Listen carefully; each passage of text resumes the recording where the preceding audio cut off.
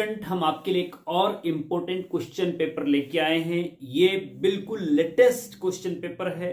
अभी 5-10 दिन पहले ही ये स्पेशल बैक के एग्जाम में अप्लाइड मैथ्स 1 में पूछा गया था और ये आपके जनवरी में आने वाले एग्जाम के लिए बहुत इंपॉर्टेंट है। एक एक क्वेश्चन को ध्यान से समझ के साथ करिए, देखिए। ओके, तो चलिए शुरू करते हैं सेक्शन ए से। सेक्शन ए में आपको 12 क्वेश्चन पूछे गए हैं, उसमें से आपको 10 करने हैं। और इसमें जो क्वेश्चन नंबर 1 है स्टूडेंट, वो है कि n P n is equal to n होता है, ये बताना है कि ट्रू है या फॉल्स है। ठीक है जी, तो कैसे करेंगे स्टूडेंट इसको?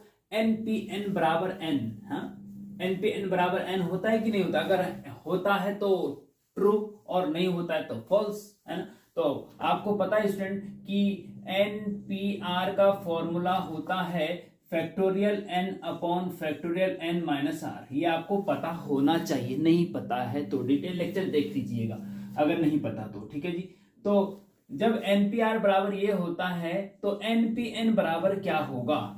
तो एन की जगह तो एन है, आर की जगह भी एन है। यहाँ पे जो हमें करना है उसमें आर की जगह पे एन है, तो आर की जगह पे एन रख दो, एन की जगह पे एन ही रहने दो। Factorial n upon factorial n minus n, r की जगह पे एन, क्योंकि आर की जगह पे एन है यहाँ पे। ठीक है, ओके, इसको सॉल्व करो। ऊपर फैक्टोरियल एन है upon n minus n, zero का फैक्टोरियल, और फैक्टोरियल एन ऊपर है, जीरो का फैक्टोरियल 1 होता है, ये आपको पता होना चाहिए। ठीक है जी, और फैक्टोरियल एन बटे 1 बराबर फैक्टोरियल एन होता है। तो आंसर इसका जो है ना वो फैक्टोरियल एन है। फैक्टोरियल एन को फैक्टोरियल एन ऐसा भी पढ़ते हैं या फिर एन का फैक्टोरियल ऐसा भी लिखते हैं। ठीक है, दोनों तरीके से डिनोट करते हैं फैक्टोरियल को।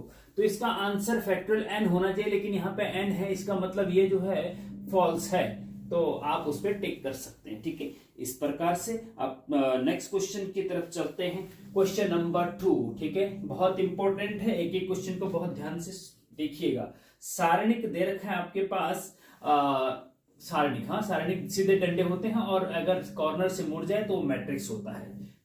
3, 5 माइनस 2, 6, इसका डिटर्मिनेंट निकालो जी।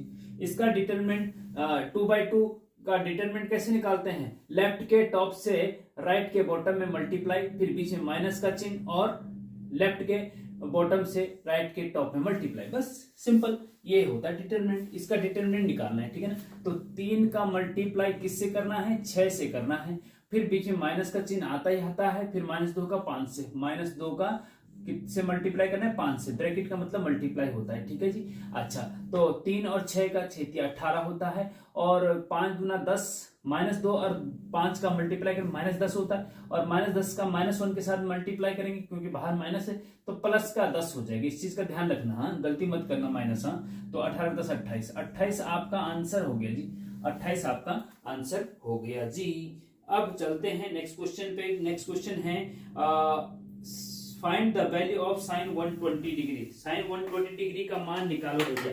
तो अगर आपने ट्रिग्नोमेट्री के हमारे डिटेल लेक्चर देखे होंगे तो आपको आसानी से साइन 120 डिग्री का मान निकल जाएगा। ठीक है जी, साइन 120 डिग्री, ठीक है।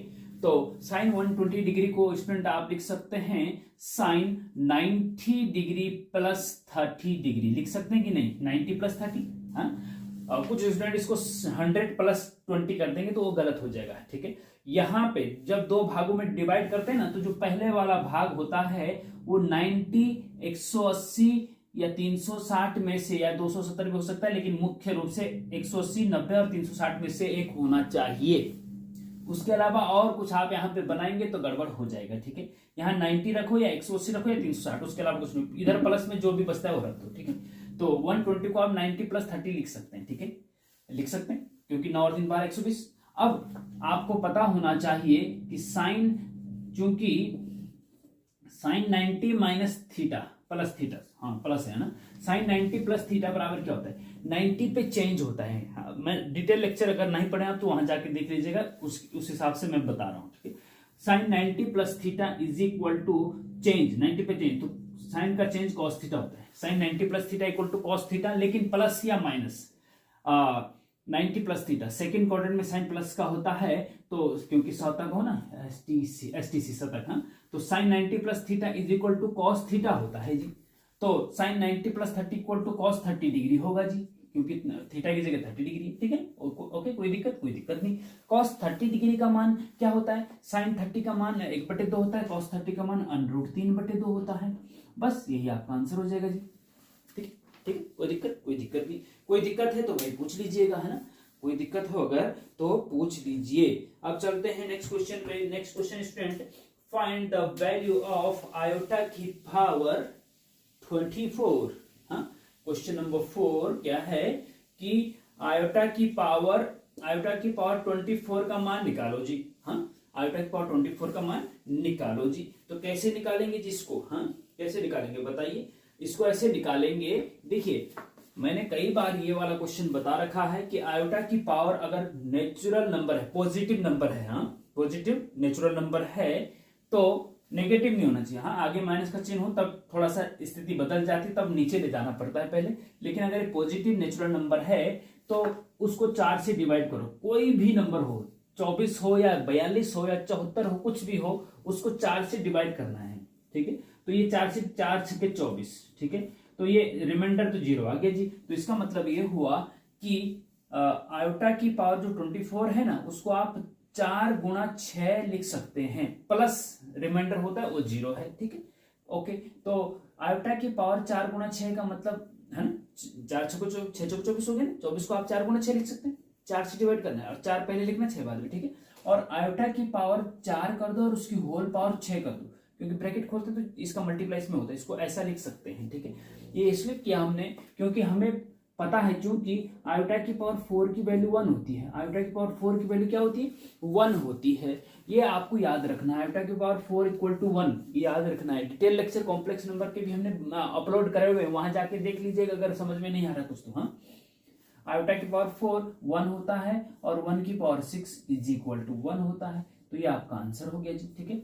इस प्रकार से स्टूडेंट इस क्वेश्चन को भी आप आसानी से कर सकते हैं। अब चलते हैं नेक्स्ट क्वेश्चन पे। नेक्स्ट क्वेश्चन है कॉस, हाँ चलो पहले इसको मिटा देते हैं, है ना। इसका स्क्रीनशॉट लेना चाहें तो ले लीजिए भैया, और नहीं तो आप प्रैक्टिस तो कर ही रहे हैं, ये अच्छे से मिट नहीं रहा, कोई बात नहीं। अच्छा, नेक्स्ट क्वेश्चन, क्वेश्चन नंबर 5 देखिए। हाँ, क्वेश्चन नंबर 5 है कि ये बताना है कि ट्रू है या फॉल्स है, ठीक है जी। आपको दे रखा क्वेश्चन नंबर 5 में कि cos theta plus iota sine theta की होल पावर n बराबर, क्या दे रखा है, n बराबर cos n theta plus iota sine n theta. तो अब दिस इक्वल टू दिस, क्या ये सही है? अगर सही है तो t लिख दो, और गलत है तो f लिख दो, है ना, ट्रू या फॉल्स। तो भैया क्या है बताओ। देखो अब ऐसे तो आप बता नहीं सकते हैं, लेकिन होता क्या है कि ये कॉम्प्लेक्स नंबर की डिमाइवर थ्योरम है, ठीक है। उसमें क्या है कि जब यहाँ पे cos theta plus iota sine theta होता है, बिल्कुल एज इट इज, तो जो पावर होती है ना, पावर नेचुरल नंबर जो भी होता है पावर में, वो एंगल के साथ मल्टीप्लाई कर सकते हैं उसको, ये डिमाइवर थ्योरम कहती है, याद रखना पड़ेगा बस। तो जो पावर n है उसको थीटा के साथ मल्टीप्लाई में ले जा सकते हैं, थीटा के साथ n लेके आ गए, थीटा के साथ n लेके आ गए, तो कोई दिक्कत नहीं, ये डिमाइवर थ्योरम है। तो इसका मतलब ये क्या है, ये ट्रू है भैया, क्या है ये ट्रू है, ठीक है जी। इस प्रकार से आप इसको आप समझ सकते हैं। अब चलते हैं जी आपके नेक्स्ट क्वेश्चन पे, है ना। कोई दिक्कत अगर आपको कहीं पे आ रही है तो आप कमेंट करके पूछ सकते हैं, ठीक है। अगर आपको थोड़ा जल्दी लग रहा है तो स्पीड स्लो भी की जा सकती है, और स्लो लग रहा है तो स्पीड तेज भी की जा सकती है यूट्यूब पे। आप तो 21वीं सदी के स्टूडेंट हो, बच्चे हो, आपको तो सब पता होगा, है ना। चलिए जी, अब क्वेश्चन नंबर 6 है कि इवेलुएट लिमिट एक्सटेंस टू 3। हाँ, क्या है, limit x tends to 3 x square minus 9 upon x minus 3, ठीक है जी। इसका मान निकालना है जी, आपको क्या निकालना है, इसका मान निकालना है। तो कैसे निकालेंगे इसका मान, देखिए ये क्या है ना, जैसे ये है, हाँ? ये फंक्शन है, लिमिट लगी एक्सटेंस टू 3, ठीक है। लिमिट के भी डिटेल एक एक क्वेश्चन के डिटेल लेक्चर भी हमने ऑलरेडी बना रखे हैं। आप मैथ्स गुरु एनएन की प्लेलिस्ट में जाओगे तो आपको हर टॉपिक का प्लेलिस्ट मिल जाएगा। कॉम्प्लेक्स नंबर का मिल जाएगा, लिमिट कंटिन्यूटी का मिल जाएगा, फंक्शन का, जो आपको चाहिए वो सब मिल जाएगा। Okay, limit x tends to 3 x square minus 9 upon x minus 3। अब देखिए स्टूडेंट क्या है कि जब हम x की जगह 3 रखते हैं, लिमिट लगाने का मतलब x की जगह 3 रख दो फंक्शन में। अगर यहाँ पे 3 रखें तो 3 का स्क्वायर 9, 9 माइनस 9 जीरो हो गया जी, 9 माइनस 9 क्या हो गया 0, अपॉन यहाँ पे भी 3 रखेंगे x से, 3 माइनस 3 0, तो ये 0/0 की फॉर्म हो गई। और जो 0/0 की फॉर्म होती है ना, इसको इनडिटर्मिनेंट फॉर्म कहते हैं लिमिट में, हाँ। और ये 7 होती है इनडिटर्मिनेंट फॉर्म। अगर इन 7 में से कोई इनडिटर्मिनेंट फॉर्म आती है तो आप डायरेक्ट लिमिट नहीं रख सकते हैं, पहले आपको इनडिटर्मिनेंट फॉर्म हटानी पड़ती है, रिमूव करनी पड़ती है किसी तरीके से। तो कैसे करेंगे, देखिए 0/0 डिमाइवर थ्योरम भी लगता है इसमें, और दूसरा यह है कि इसके फैक्टर करो, हाँ। देखो लिमिट x टेंड्स टू 3, हाँ। अब देखिए x, देखो एक्स स्क्वायर माइनस 9 को आप लिख सकते हैं एक्स स्क्वायर माइनस 3 का स्क्वायर, लिख सकते हैं कि नहीं बताइए, लिख सकते हैं ना। ओके, तो एक्स स्क्वायर माइनस 3 का स्क्वायर, ए स्क्वायर माइनस बी स्क्वायर, ए प्लस बी और ए माइनस बी, ए प्लस बी और ए माइनस बी से एक्स माइनस 3 और एक्स प्लस 3 आ जाएगा, ठीक है जी। तो कहने का मतलब यह है कि इसको हम ये लिख सकते हैं क्या, एक्स माइनस 3 और एक्स प्लस 3 लिख सकते हैं, कोई दिक्कत नहीं। अब नीचे क्या है, नीचे एक्स माइनस 3 है ऑलरेडी, और ये एक्स माइनस 3 से एक्स माइनस 3 कट जाएगा, बचेगा क्या, बचेगा जी आपका लिमिट एक्स टेंड्स टू 3 और अंदर बचेगा एक्स प्लस 3 ओनली, ठीक है। अब लिमिट लगा दीजिए, अब लिमिट लगाएंगे तो 0/0 की फॉर्म में इन्फिनिट फॉर्म नहीं आएगी, है ना, एक एग्जैक्ट वैल्यू आएगी। लिमिट रखने का मतलब एक्स की जगह 3 रख दो, एक्स टेंड्स टू 3 है ना, तो एक्स इस फंक्शन में एक्स की जगह 3 रख दो, एक्स की जगह 3 प्लस 3 ऑलरेडी है, 3 और 3 6, सॉरी इज इक्वल टू लिखो यहाँ पे, इज इक्वल टू 6, आंसर आ गया जी आपका, ठीक है। इस प्रकार से स्टूडेंट ये आपका क्वेश्चन नंबर 6 भी हो गया। ओके,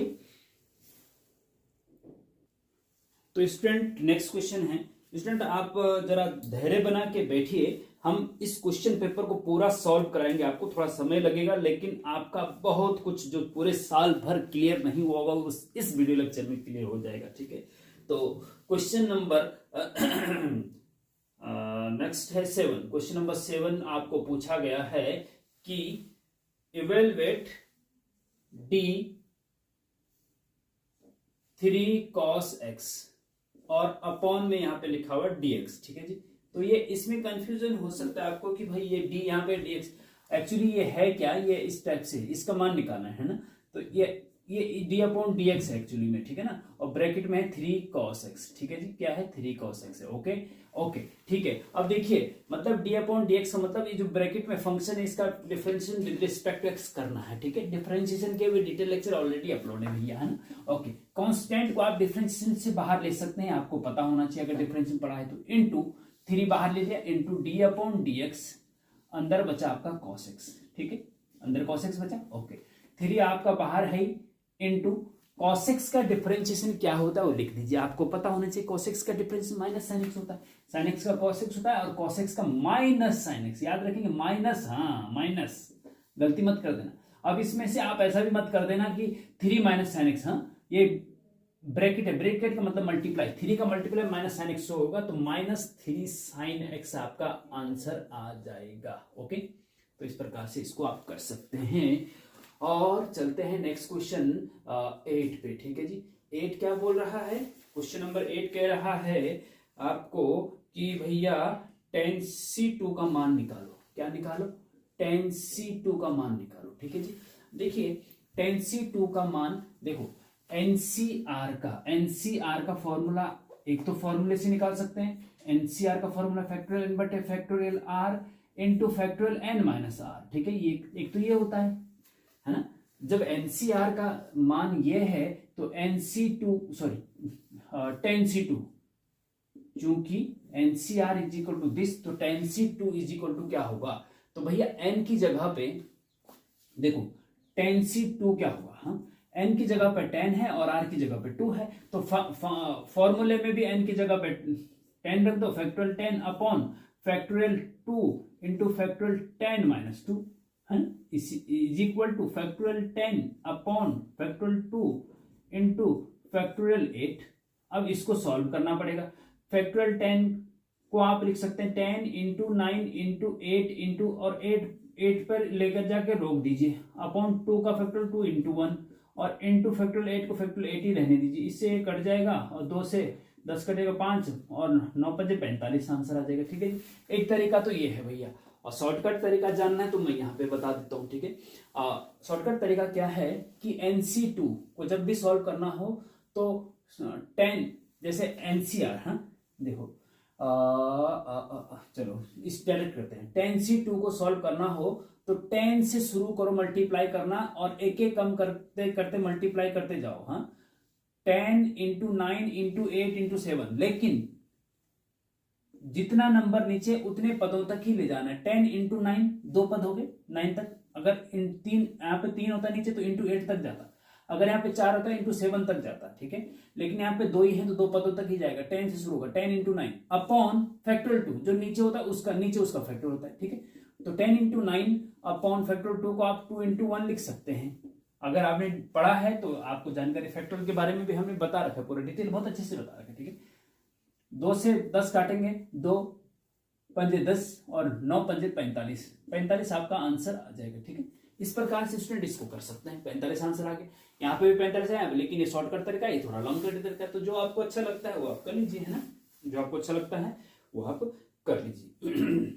चलते हैं क्वेश्चन नंबर 9 पे। और देखो स्टूडेंट, मैं रिकॉर्डेड लेक्चर ही बनाना पसंद करता हूं, क्योंकि लाइव लेक्चर में काफी लंबा हो जाता है। कोई वहां से कमेंट कर रहा है, उस पर उलझ जाते हैं, कई चीजें होती हैं, तो बहुत सारे स्टूडेंट का समय बर्बाद होता है, क्योंकि उसमें ज्यादा समय में कम क्वेश्चन हो पाते हैं और रिकॉर्डेड वीडियो में कम समय में ज्यादा क्वेश्चन हो पाते हैं। तो इसमें थोड़ा सा ये है कि आप क्वेश्चन तुरंत नहीं पूछ सकते हैं, कमेंट में आप पूछ लीजिए भैया, मैं आंसर तुरंत दे देता हूँ ना, इतना थोड़ा सा, जिससे कि सभी का समय बर्बाद ना हो, इस टाइप से मैं सोचता हूँ। क्वेश्चन नंबर 9 है कि भैया ये दे रखा है कि A inverse is equal to adjoint of A upon determinant of A है। तो ये बोल रहा है कि क्या ये सही है या गलत है, कि जी बिल्कुल सही है। आपको पता है इसको ऐसा भी लिख सकते हैं 1 upon determinant of A into adjoint of A, ऐसा भी लिख सकते हैं इसको। तो ऐसा हो या ऐसा हो, ऊपर एडजॉइंट ऑफ A नीचे डिटर्मिनेंट ऑफ A, तो A इनवर्स के बराबर होता है। A का प्रतिलोम, हाँ A का इनवर्स निकालना, तो ये सही है जी, तो ट्रू है। ये बोला उसमें क्वेश्चन पूछा गया ट्रू है या फॉल्स है, तो ट्रू है, बस सिंपल है, सिंपल बात है, ट्रू है जी। और क्वेश्चन नंबर 9 के बाद चलते हैं जी 10 पे।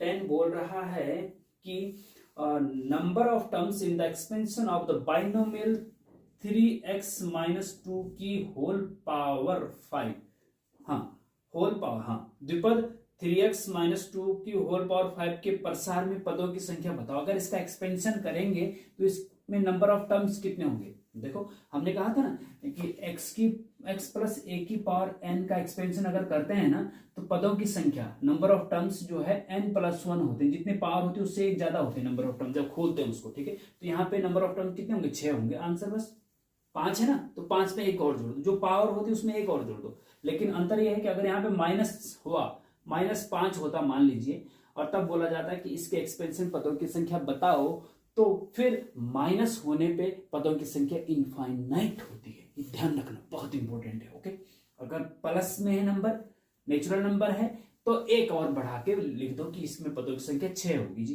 5 है तो 6, अगर यहाँ पे 7 होगा तो पदों की संख्या 8 हो जाएगी, तो 5 है, आंसर आपका 6 हो गया। ठीक है जी, ठीक है ना, कोई दिक्कत नहीं। क्वेश्चन नंबर 11 पे चलो जी।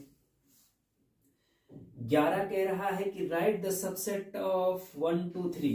एक सेट दे रखा है, मान लीजिए उसको ए से डिनोट करते हैं हम। ठीक है, वो दे रखा 1 2 और 3, हाँ 1 2 और 3, इसके सबसेट लिखने, सबसेट ऑफ ए।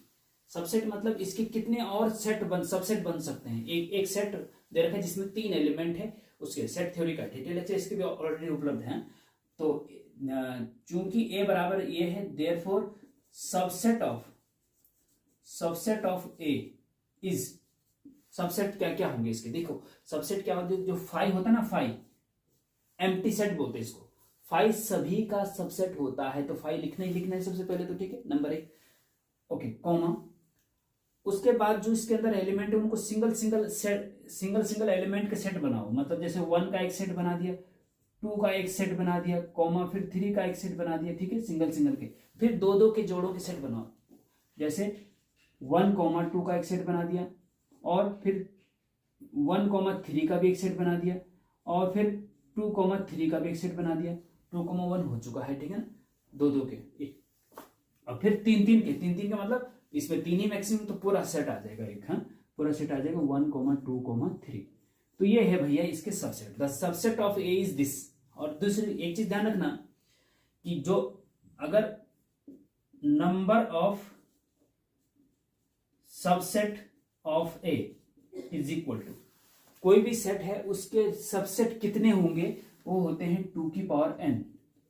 कोई भी सेट है उसके सबसेट कितने होते हैं, वो होते हैं 2 की पावर n, मीन्स 2 की पावर n का मतलब है कि जितने नंबर उसके अंदर है, 1 2 3 नंबर है, तो पावर 3, n की जगह 3, n का मतलब number of element in the set, तो 2 की पावर n मतलब 2 की पावर 3, 2 की पावर 3 कितना होता है 8, तो इसके जो सबसेट बनेंगे वो 8 बनेंगे, 8 बनेंगे। देखो जरा कितने बन रहे, 1 2 3 4 5 8, ओके 8 बन रहे, तो इसका मतलब बिल्कुल सारे के सारे सबसेट हमने लिख दिए हैं, है ना, 8 बनने चाहिए, 8 से कम ना ज्यादा, ठीक है जी, तो 8 सबसेट, ये सबसेट है, ठीक है। और दूसरी एक चीज में आपके लिए अगर ये पूछा हो कि ये सबसेट ऑफ ए, हाँ, सबसेट ऑफ ए बताओ, तो ये सबसेट लिख दिया हमने। अगर ये बोला जाता है कि इस सेट का पावर सेट बताओ, पावर सेट ऑफ क्या, पावर सेट ऑफ ए, उसको डिनोट करते हैं पी ए से, पावर सेट ऑफ ए, घात समुच्चय हिंदी में कहते हैं। पावर सेट ऑफ ए मतलब ए का पावर सेट बराबर होता है जितने भी सबसेट होते हैं उनका एक बड़े सेट के अंदर रख दो उन सबको, तो उसको पावर सेट ऑफ ए कहते हैं। इस टाइप का भी क्वेश्चन पूछा जाता है, पावर सेट ऑफ ए भी पूछा जाता है, तो जो भी सबसेट लिखे आपने उनको एक बड़े सेट के अंदर रख दो, उसको पावर सेट ऑफ ए कहते हैं, ठीक है। इस प्रकार से इसको आप कर सकते हैं। अब चलते हैं नेक्स्ट क्वेश्चन, क्वेश्चन नंबर 12 पे। क्वेश्चन नंबर 12 क्या बोल रहा है तो इसको मिटा देते हैं पहले। तो क्वेश्चन नंबर 12 कह रहा है आपका कि ये लास्ट क्वेश्चन है इसका 2 मार्क्स का, ठीक है जी। क्वेश्चन नंबर 12 कह रहा है कि एफ एक्स बराबर आपको दे रखा है, गिवन दैट, हाँ, एफ एक्स बराबर दे रखा है आपको x² - 9 दे रखा है, और आपको निकालना है f3, हाँ, चूंकि f(x) बराबर ये है तो f3 बराबर क्या होगा ये बोल रहे हो, ठीक है ना, क्या होगा, हाँ, चूंकि f(x) बराबर x² - 9 है, तो देयरफॉर f3 बराबर क्या होगा, ठीक है, f3 बराबर निकालना है। तो x जब लेफ्ट साइड में x की जगह 3 रख दिया, राइट साइड में भी x की जगह 3 रख दो, कोई दिक्कत नहीं, x की जगह 3 रखेंगे तो 3 का स्क्वायर हो जाएगा -9, ओके। 3 का स्क्वायर कितना होता है, 9 होता है जी, और -9, 9 - 9 कितना होता है, 0 होता है जी। तो आंसर आपका ये 0 आ गया। आंसर क्वेश्चन नंबर 12 का आंसर 0 आया जी, ठीक है। फंक्शन का क्वेश्चन है, डिटेल लेक्चर हम ऑलरेडी बता चुके हैं, ओके। तो स्टूडेंट इस प्रकार से 2 मार्क्स के क्वेश्चन कंप्लीट हो गए। अब हम चलते हैं सेक्शन बी में, ठीक है। सेक्शन बी में 13 से लेकर 19 तक है, ये 6 मार्क्स के हैं। उसके बाद सेक्शन सी 20 से 26 तक है, ठीक है। तो